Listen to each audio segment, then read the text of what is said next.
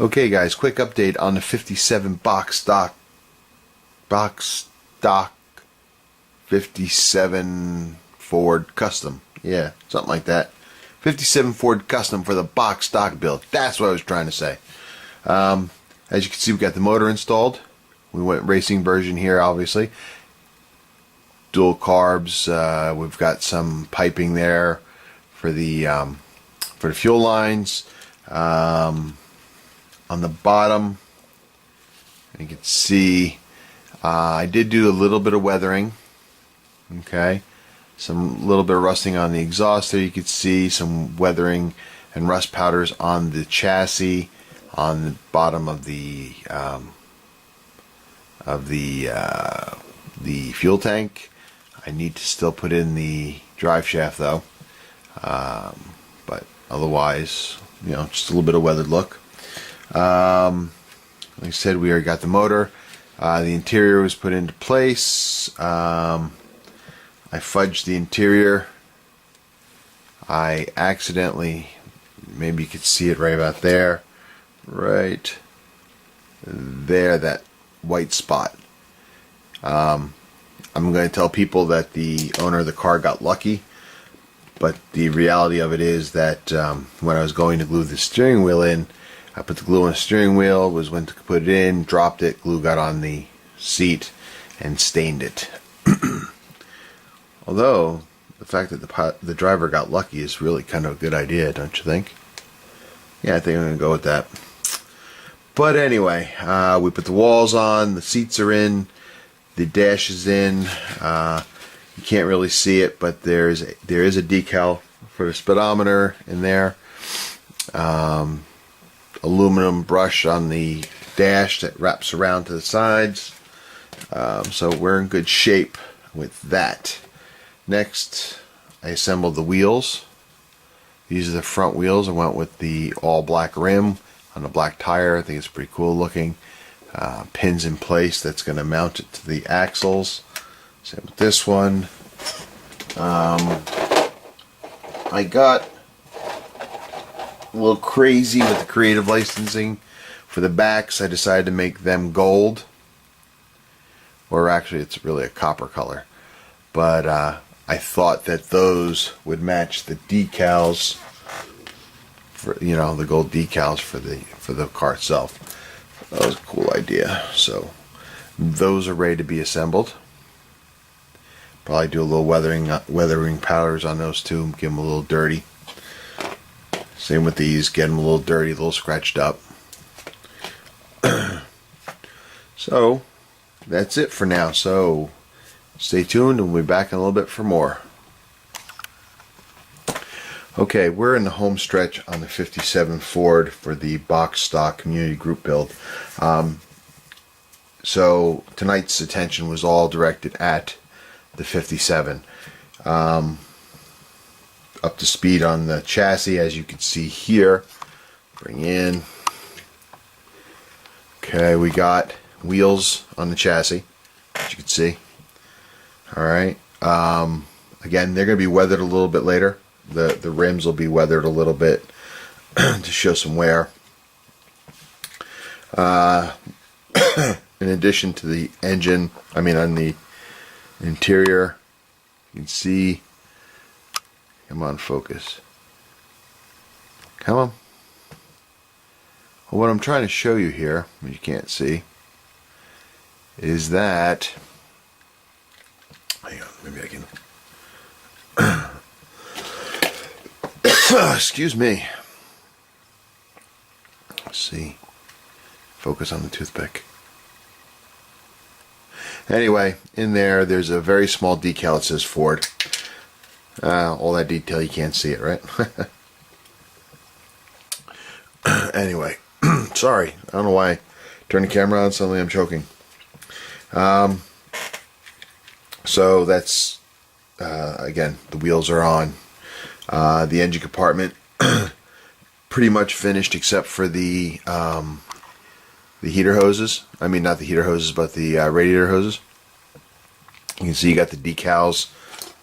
We got decals on the valve covers here and here. Again, we got the fuel line coming through. This is for the stock motor, not the quad motor like I got here. Problem is my one for the dual carb setup was broken, so I had to use this. It may not be the proper one, but it's better than none at all, so I'm kind of happy with it. Battery, radiator in place. There's one more component here. You can see that hole on the side there. Got one more component. I just painted up. I'm gonna have to wait for it to dry. I'll put it in tomorrow. And that's that. Again, you saw the underside. One thing I added tonight is I need a cameraman. I added the drive shaft, and then these bumper guards here on the front and the rear for the bumpers. That's pretty much all I did to the interior tonight. Then did a little bit of work to the body. Here's what I did. Again, we're going flat black on the body, and I do like the idea of the chrome though. So in the past, I have done bare metal foil. I've got plenty of bare metal foil behind me on the shelf, but for some reason,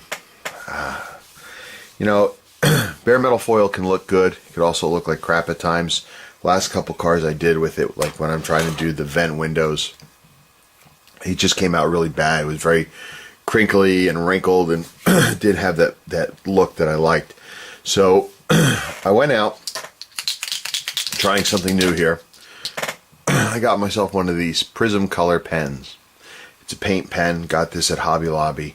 $5 and change, close to $6.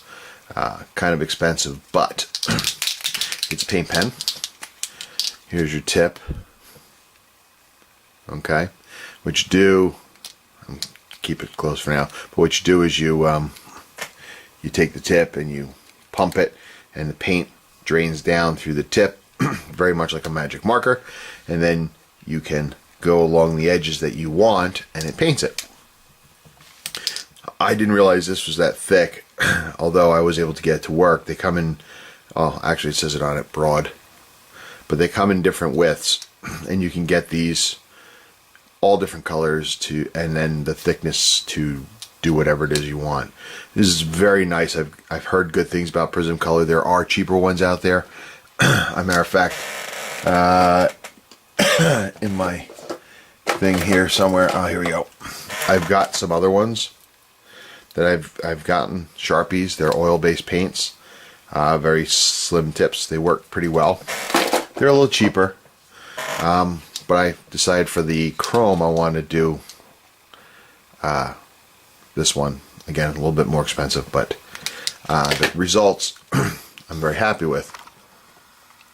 So I think I got the same look as if I used the foil, of course, without the wrinkling and stuff like that. So there's not a lot to show on here because there's very, very little chrome trim on the car, but that's what it looks like.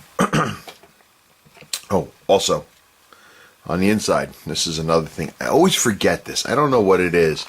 When I build cars, I always forget about the headliner. So I did paint the headliner tonight. As you can see, I painted it a light gray. Did the trim work for the interior light. What I did forget to do, because the body was painted, so I just said screw it, nobody's going to notice it anyway, but I will show you my mistakes. 4 ejector pins in the 4 corners of the headliner. There you go, there's one. The other one's hidden in the shadow, and then those 2 there, you can see them here and here. Again, nobody's going to know, but what can I say? But I did do that along with the post in light gray. So the body is coming along well. Let this sit now, let the chrome trim dry.